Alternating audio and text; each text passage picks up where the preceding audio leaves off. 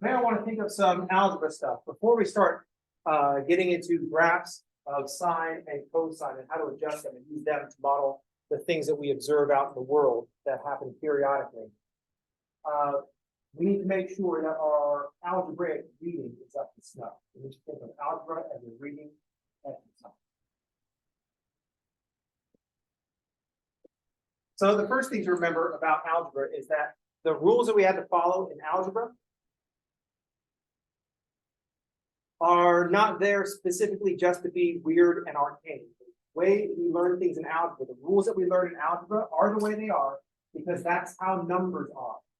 We chose that by deciding to represent quantities in the way that we do. Algebra works the way it does because numbers work that way. Algebra works the way it does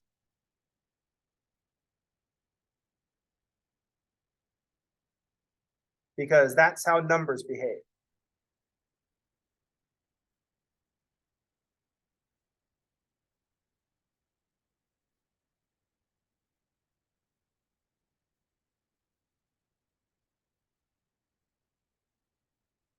It's just how numbers behave. It's how numbers work.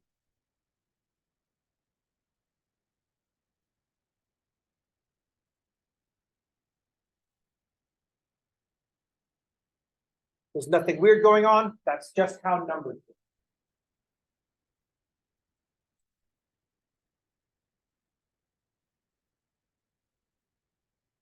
But what we want to do today is think of order of operations as a reading exercise, not a mechanical exercise.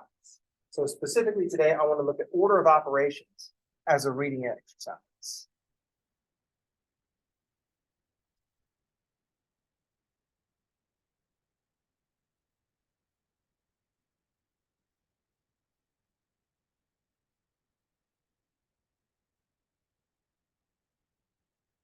I want to think of order of operations as a reading exercise. And we want to simplify the order of operations, our initial order of operations.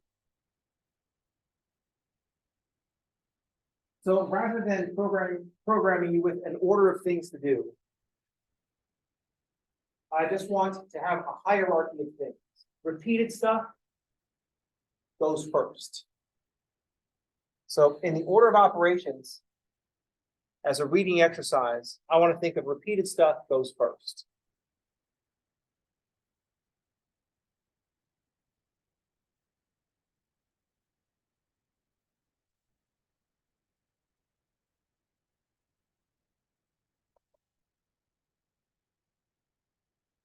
The three that we care about are exponents, multiplication, and addition. Exponents is repeated multiplication. Multiplication is repeated addition. So that's our hierarchy. Exponents before multiplication, multiplication before addition. That's our order of operations. Exponents before multiplication, before addition.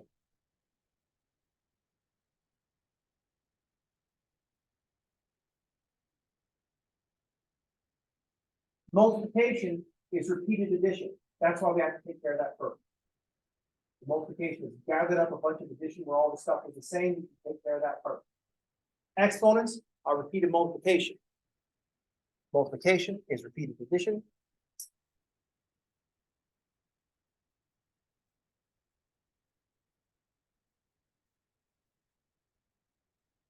And exponents is repeated multiplication.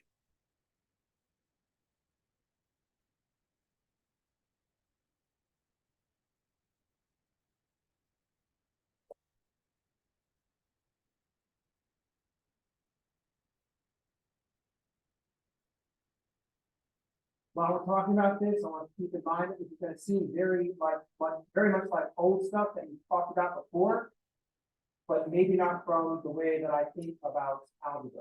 And so that's why we're going over it. We want to try to get all on the same page how we think about algebra.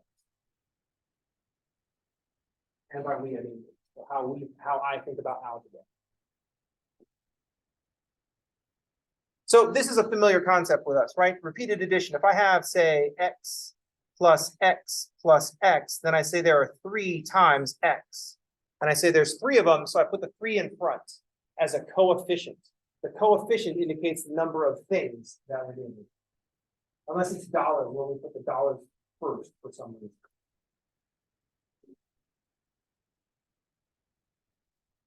So for repeated addition, we use a coefficient.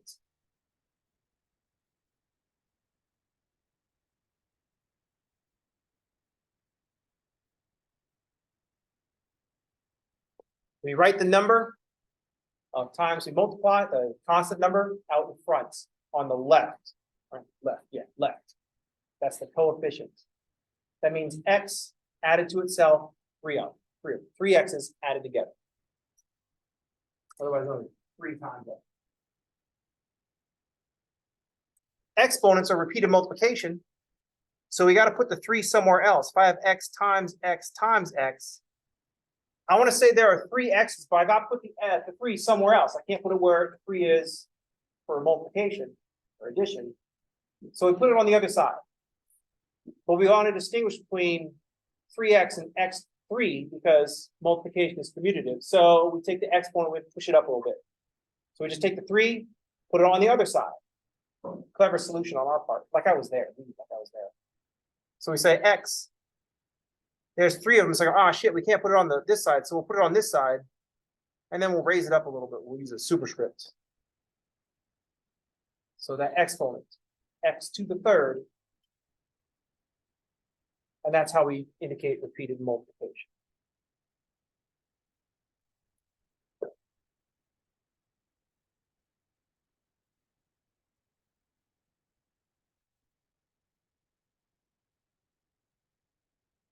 And sitting at the base of all this is addition. It's the only operation that we're really dealing with most of the time. Now, there are some things that I left off of here, like subtraction and division. But they go with addition and multiplication. Subtraction is just addition with opposites. Division is just multiplication with reciprocal. So there are the other ones. Subtraction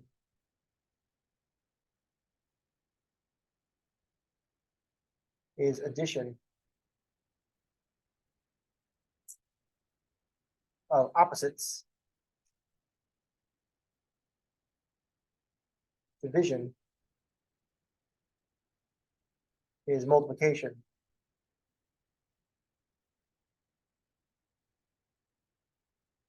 by reciprocals.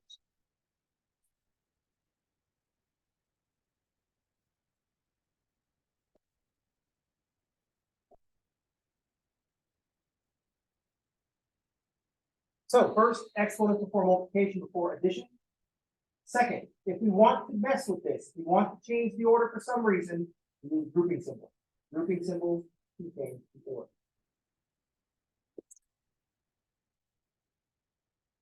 First rule, second rule.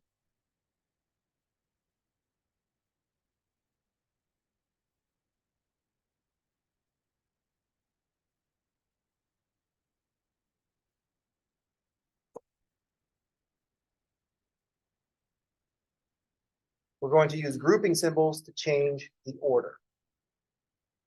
Our favorite grouping symbols are parentheses. Not an operation in and of itself, just a grouping symbol to say we want this order.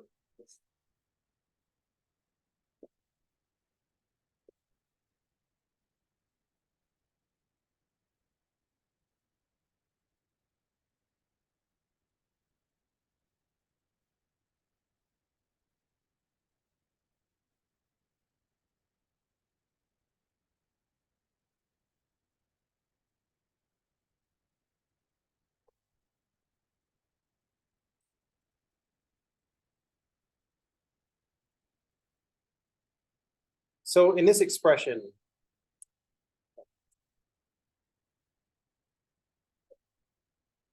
in the expression 2 plus 3 times 5, what operation do we perform first? There's addition, and then there's multiplication. What operation do we go first? Multiplication. 3 times 5 is 15. Thank you. I was not going to get that. 3 times 5 is 15. So the next, so we do that first. This is 2 plus 3 times 5, which is 15, and then 2 plus 15 is 17.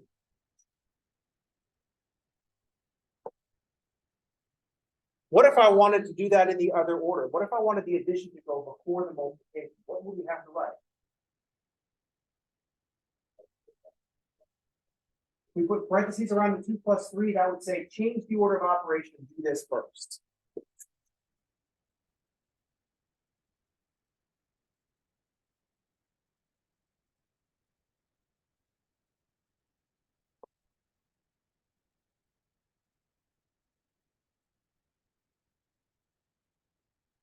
If you're wondering if this is any different than the PEMDAS you learned before, it is not mechanically. It is different morally. PEMDAS is wrong, not because it will lead you to the wrong answer, but it's morally wrong. That's all. It's different. But if we think of this in terms of a reading exercise, if we look at what these mean, and rather than just follow some programming that we tried to program you with when you were a child. If we think about this, what this means, it means 2 plus 3 times 5. This is plus 2 plus 3 times 5. What the 3 times 5 means is 3 copies of 5 or 5 copies of 3. 3 times 5 means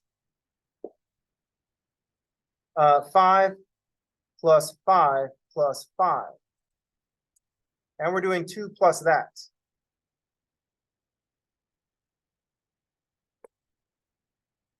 If we pull this all the way down to just addition, that's what we're dealing with. 2 plus 3 times 5 means 2 plus 3 5s, or 5 3s.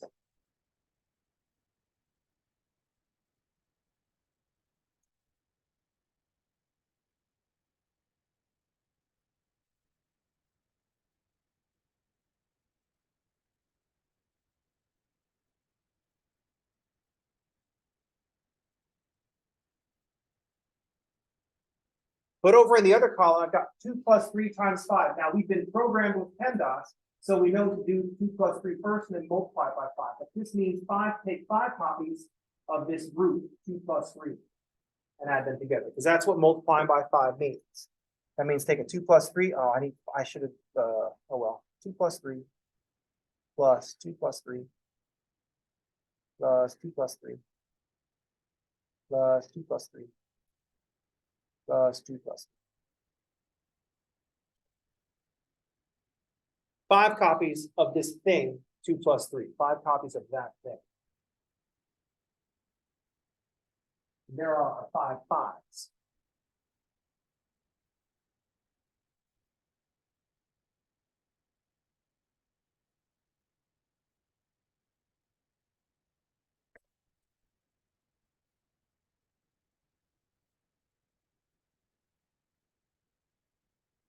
Any questions? Of course not. This is just PEMDAS with too many words. Different, slightly different perspective that we might not be able to see yet.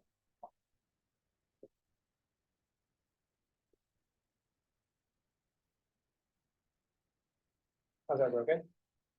Same thing happens with some exponents. If I have an expression with exponents,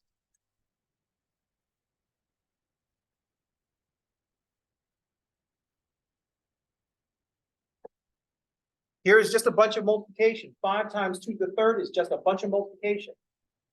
And that 2 to the third represents 3 2s being multiplied together. So the way to read this expression is to say, well, the way to operate is 5 times 2 to the third, which is 8, times 5 is 40 something, 40 zeros. 30 10. What's going on in 5 times 2 to the third? The 2 to the third says this is 3 multiplications. The highest operation is 3 2s that are being multiplied together. So we'd read this as 5 times 2 times 2 times 2.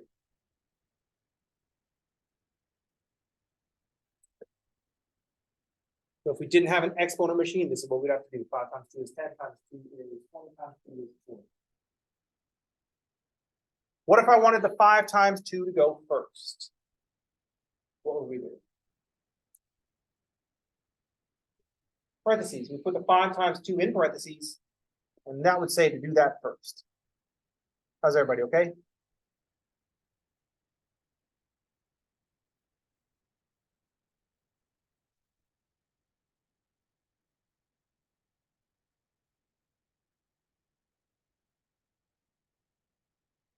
Because it'd be 3 groups of 5 times 2 together. So 3 tens multiplied together, 1,000. And there are our 3 tens.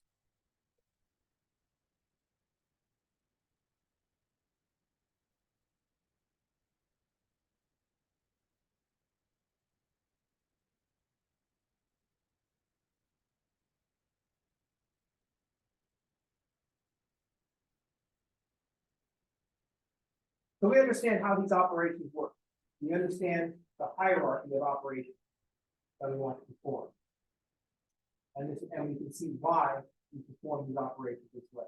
I don't want to say 2 plus 3 and then times 5 in this expression here, Because that is literally not what we're asking it to do. I don't want 5 groups of 2 plus 3. I just want 5 3s and a 2.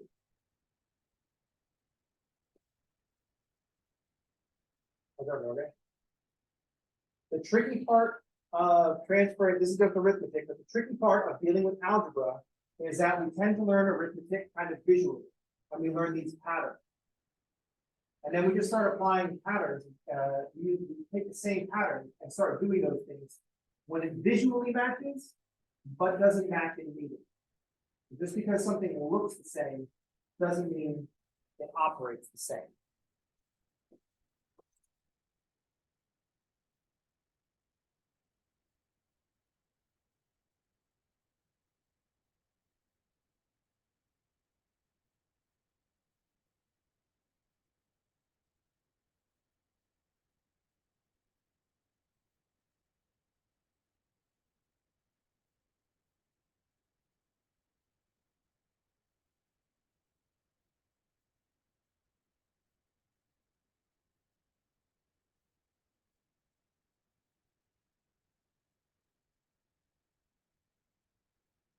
Next, I want to think about reading expressions. I want to write an expression down, and I want us to analyze what order things happen. And I want us to come up with a notation for describing that order. Anybody diagram sentences? Anybody ever diagram sentences at any class? No one does that anymore. It's probably why I don't think anybody does this anymore. I don't know if anybody ever did this, but I can't be innovative. I just don't believe it. I want to write down an expression. It's just going to involve operations of multiplication, or addition, multiplication, and exponents. And we're going to read what happens to x in the expression. So in the reading expressions, what happens to x?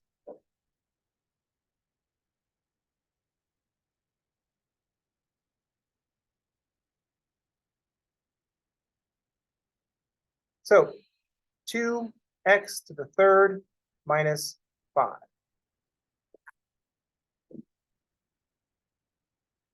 Think about order of operations. What is the first thing we would do if we saw this, when we saw this x? If we wanted to plug x, some value of x into this expression, what's the first thing we would do?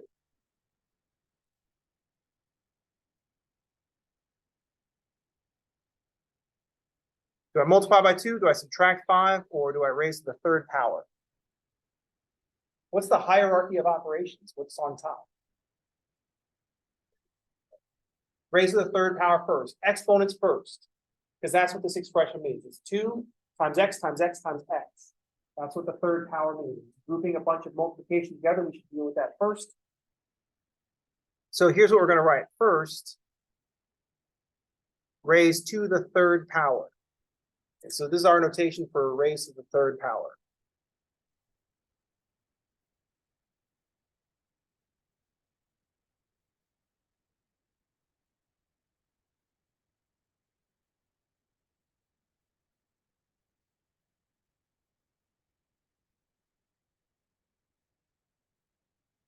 So first, we're going to raise to the third power. After we've taken x to the third power, what's the next operation we perform?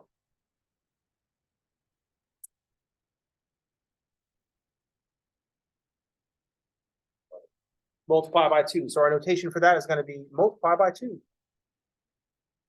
So that means second multiplied by 2.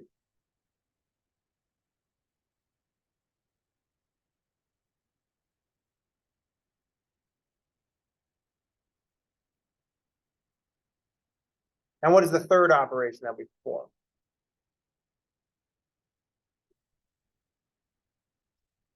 Third, we'll subtract 5.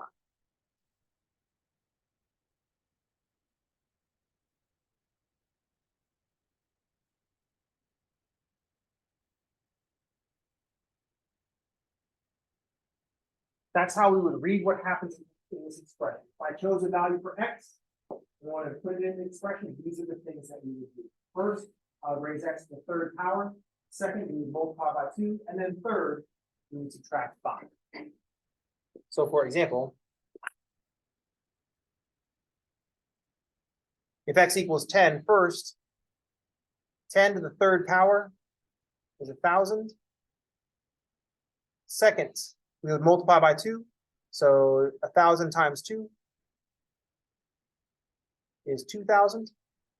And third, we would subtract 5. So 2,000 minus 5 is equal to 1995.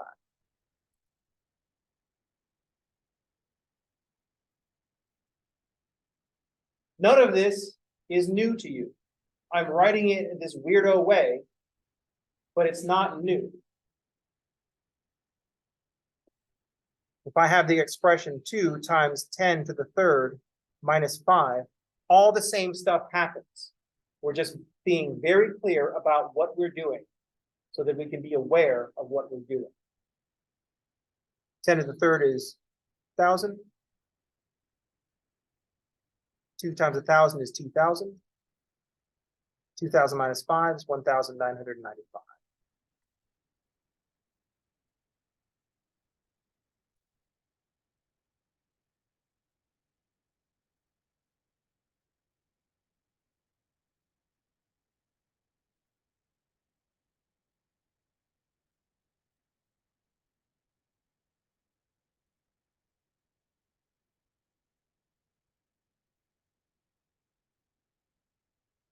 Now we're writing this down now, and this is excessive for us to be writing this down now. But this is just what's going on in our mind when we see this expression. We're thinking this. So we're writing it down now, but soon we're just going to be thinking this.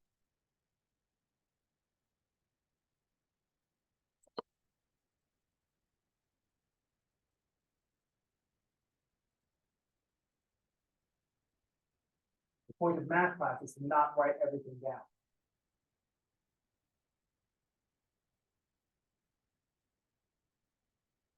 See this, be asked this, and then just come up with that by thinking our way through the problem.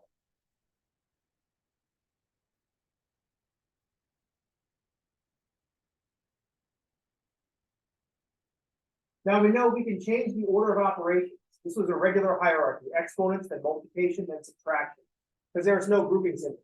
If we put grouping symbols in, then we can start changing the order of things. So for example, if I have the expression 2 and then parentheses and then x cubed minus 5, what's the first thing that happens to the x in this case?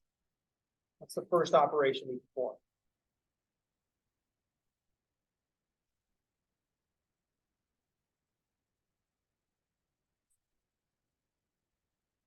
Now, if x is 10, I don't want to subtract first. The hierarchy has exponents before multiplication, before subtraction, unless there's grouping symbols. What do we do first? Raise it to the third power. So first, I'm going to say shorthand, raise it to the third power. Remember, this is just going to be going on in my mind. We're writing it down now so that we can be clear. This one is different than the previous one. This expression is different. But this expression has us doing what second? Subtracting 5. So here, the second operation is subtract 5. And what's the third operation? What's the last operation we have? Multiply by 2. So there's an explanation. There's a set of instructions, step by step, what to do in this problem. First, raise to the third power. Second, subtract 5. Third, multiply by 2. So if x equals 10 in this one, 10 to the third is 1,000. 1,000 minus 5 is 995, and 2 times 995 is 1990.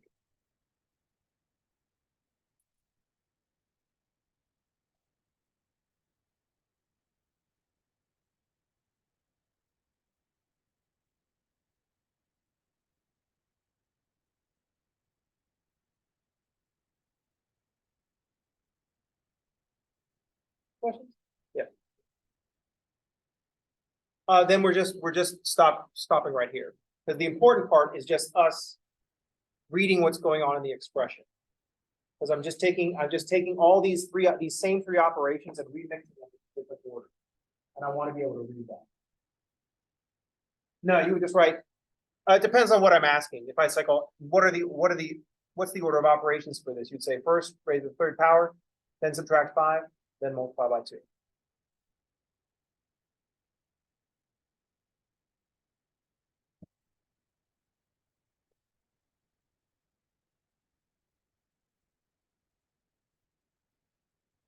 Then come up with years before your students were born.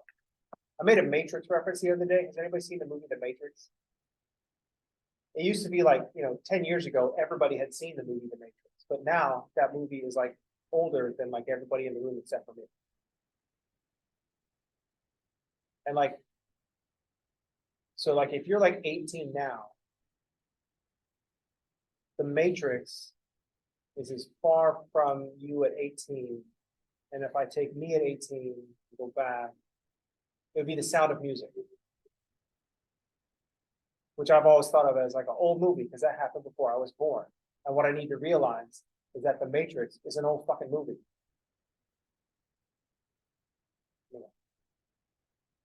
And like Jurassic Park, that's a really old movie, right? Jurassic Park is like 30 years old now.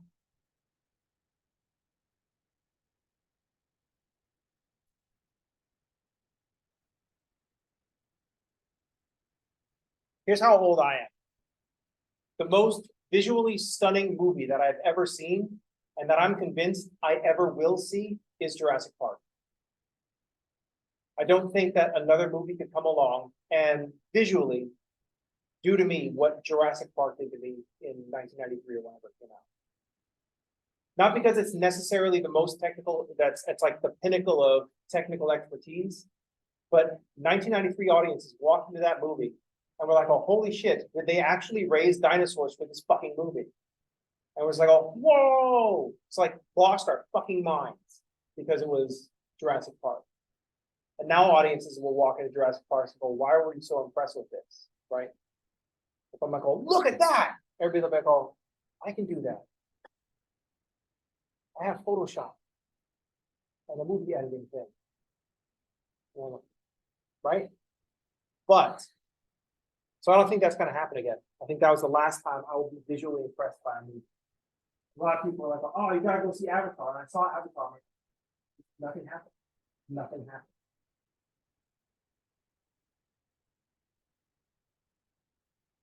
The point of the exercise is to read what's going on. There are other reasons I would want us to be able to read what's going on that we haven't got to yet. But for example, let's suppose that I did this, 2x minus 5, and then to the third power. What's the first thing what happens to x in this expression now that I've written it this way?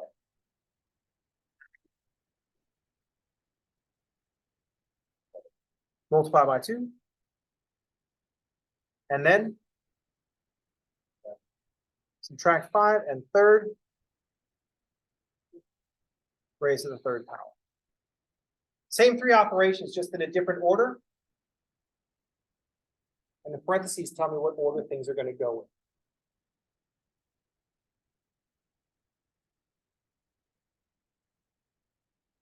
When we learn something in math, we have to learn it backwards and forwards. So let's suppose that I told you the order. I said first, I want to multiply by 2. Second, I want to raise to the third power. And then third, I want to subtract 5. How could I write this? Here now I have a set of instructions and I want you to encode them in a mathematical expression. start with the number x. How do I do that first operation? What do I write to say multiply this by 2? 2x. Now I want to raise this 2x to the third power. What do I have to use? I need parentheses around the 2x, because multiplication and exponents would normally go in the other direction. And now I want to say subtract 5. What do we do? Now I just subtract 5.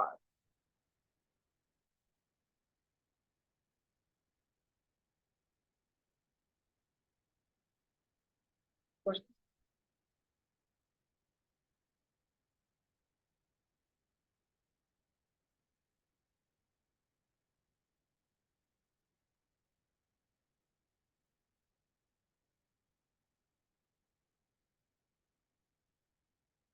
Another thing that comes up, let's suppose that we look at this 2x, this parentheses 2x minus 5, close parentheses, third power. Let's suppose you had to read that expression. I want you to speak this expression to me, and then I will draw what you say. How can we read this expression?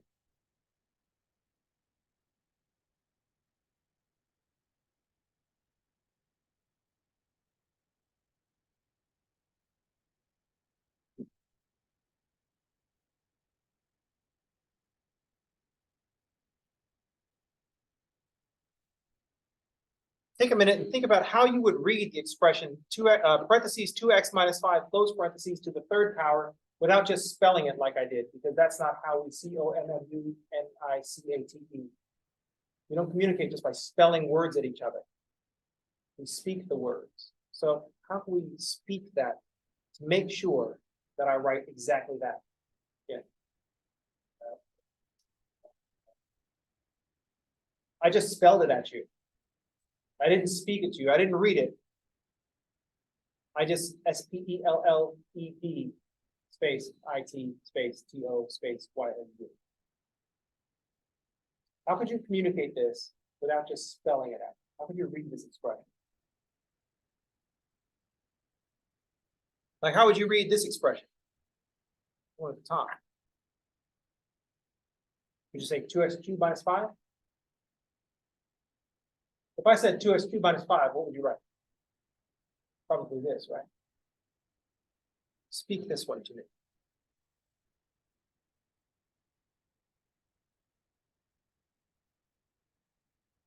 So no one wants to say anything because you know that I'm going to fuck it up, right?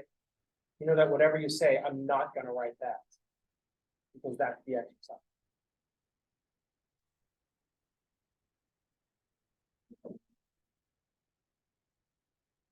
So that's what I want you to think about. Without just spelling this expression, without just spelling that expression, how could we read that? How can we communicate this properly with words? The reason that we want to think about this is because Before algebra came along, we didn't have this kind of technology. We had to learn how to speak things to each other.